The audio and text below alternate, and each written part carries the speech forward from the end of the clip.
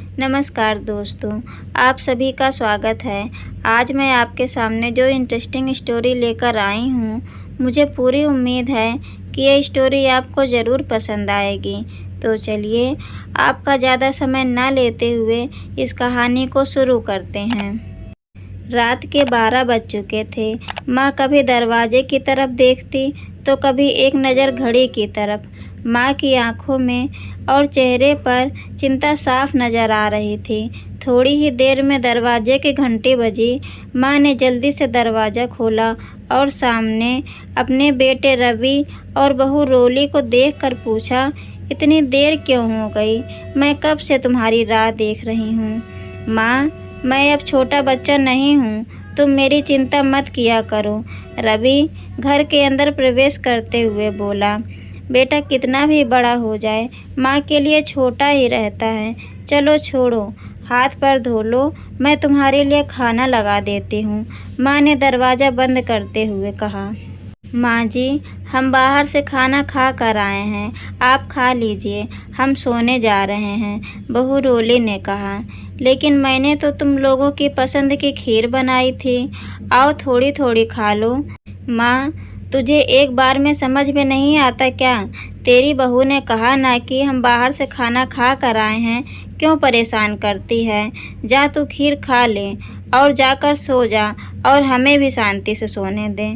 माँ अकेले खीर कैसे खा सकती थी और उसे बिना खाए नींद कैसे आ सकती थी, क्योंकि बेटे के इंतज़ार में उसने कुछ खाया ही नहीं था। वह किचन में गई और एक गिलास पानी पिया और अपने रूम में चली गई। सुबह 10 बजे रवि की आंखें खुली। बाजू में रोली अभी भी सो रही थी। रवि हॉल में आया तो लैपटॉप के पास रखी एक चिट्ठी पर उसकी नज़र पड़ी। यह चिट्ठी किसकी हो सकती है, यह देखने के लिए उसने चिट्ठी खोलकर पढ़ना शुरू किया। मेरे लाल, तू सोच रहा होगा कि एक ही घर में रहते हुए ये चिट्ठी क्यों? मैं तुम्हें बोल कर भी ये बता सकती थी। अगर तू मेरी बात सुनना चाहता तो किसी एक्सप्रेस गाड़ी की तरह तू आता है और कुछ ही पलों में निकल जाता है। खैर वो सब जाने दो। कल तुम्हारा जन्मदिन था, इसलिए मैंने खीर बनाई थी।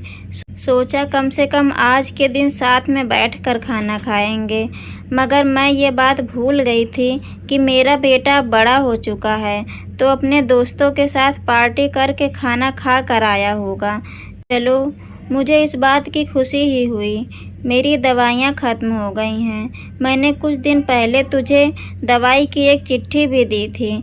अगर वक्त मिले तो वह दवाई मुझे ला कर देना, मुझे थोड़ी राहत हो जाएगी। रवि को याद आया कि 4-5 दिन पहले माँ ने एक दवाई की चिट्ठी दी थी। उसने अपने ऑफिस बैग में जाकर उस चिट्ठी को तलाशा और उसे खोल कर देखा। उसमें लिखा था, मुझे मेरी दवाइयाँ ला कर दो, जिससे मैं अपने बेटे को भुला सकूं।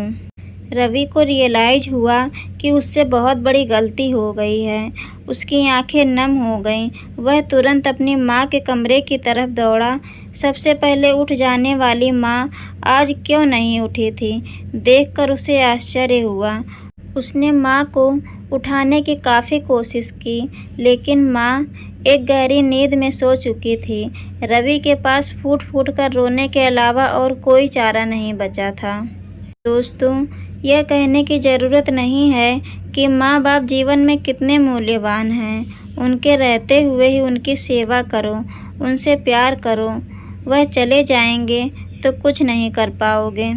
तो ये माँ की दर्द भरी स्टोरी आपको कैसी लगी, कृपया कमेंट में ज़रूर बताएं। और ऐसी ही स्टोरी सुनने के लिए प्लीज़ चैनल को लाइक, शेयर एंड सब्सक्राइब ज़रूर करें। धन्यवाद।